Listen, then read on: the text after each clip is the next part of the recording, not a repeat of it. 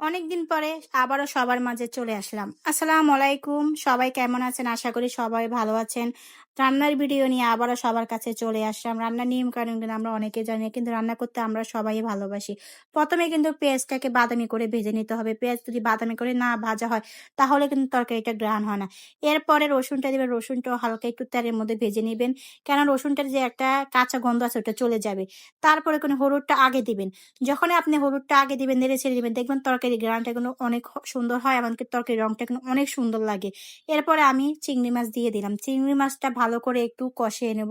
কেননা আমি সবসময় যখন চিংড়ি মাছের তরকারি রান্না করি, তখনও কিন্তু চিংড়ি মাছটা এভাবে করে কষিয়ে নিই। আমার কাছে কিন্তু অনেক ভালো লাগে চিংড়ি মাছের সবজি। কার, কার কাছে ভালো লাগে বলবেন। আমি সবসময় চিংড়ি মাছের তরকারিটা এভাবে রান্না করি। যখন চিংড়ি মাছটা কষানো হয়ে যাবে, তখনই আমি লাউটাকে দিয়ে দেব। আজকে কিন্তু সম্পূর্ণ তরকারি আমি একদমই পানি ছাড়া, এমনকি ঝোল ছাড়া রান্না করব। সবাই সাথে থাকুন। এরপরে আস্তে, আস্তে লাউ সবগুলো দিয়ে দিব। দেওয়ার পরে ভালো করে নেড়ে-ছেড়ে দিব। যেন তরকারি মসলাটা সবগুলোর গায়ে একসাথে মিশিয়ে যায়। এরপরে কিন্তু নেড়ে-ছেড়ে আমি ঢাকনা দিয়ে দেব।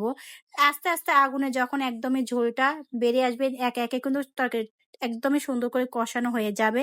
এরপরে আমি একটা বিরতি দিব, তরকারি কষানো হতে থাক। এরপর আমি সবাই মিলে একটু মিষ্টিমুখ করলাম।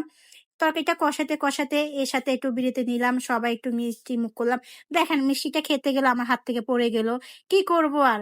মানে তাড়াহুড়ার কাজ কিন্তু সবসময় সবারই নষ্ট হয়ে যায়। তাড়াহুড়া করে যে কাজ করবে ওইটাই নষ্ট হয়ে যাবে। কি করব? এই যে একটু মিষ্টি খেলাম। দেখেন আবারও মিষ্টিটা পড়ে গেল। আচ্ছা কিছু করার নাই। চলেন আমরা আবার রান্নার ভিডিও চলে যাই। আমার কিন্তু তরকারিটা কিন্তু কষানো হয়ে গেল। আবারও একটু নেড়ে ছেড়ে দিব। আজকে কিন্তু আমি সম্পূর্ণ তরকারিটাই কিন্তু একদমই ঝোল ছাড়া রান্না করব। তার সাথে একটু মসুরির ডাল দিয়ে দেব। আমার কাছে কিন্তু এভাবে মসুরির ডালটা দিতে কিন্তু ভালো লাগে। যখন একটু ডালটা কষানো হবে, মসুরির ডালটা দিলে মসুরির ডালটা কিন্তু একটু কাঁচা, কাঁচা থাকবে। দেখতে সুন্দর। দেখেন কতটুকু ঝোল উঠে গেল আমার তরকারির মধ্যে। ও তার ফাঁকে কিন্তু কাঁচামরিচ দিলাম। আপনাদেরকে দেখাতে মনে নেই, সরি। আচ্ছা দেখতে থাকুন। এরপরে দেখেন আমার লাউটা কিন্তু মোটামুটি প্রায় কমপ্লিট হয়ে গেল। লাউ দেখেন মসুরির ডালটা কিন্তু লাউর সাথে একদমই মিশিয়ে গিয়েছে।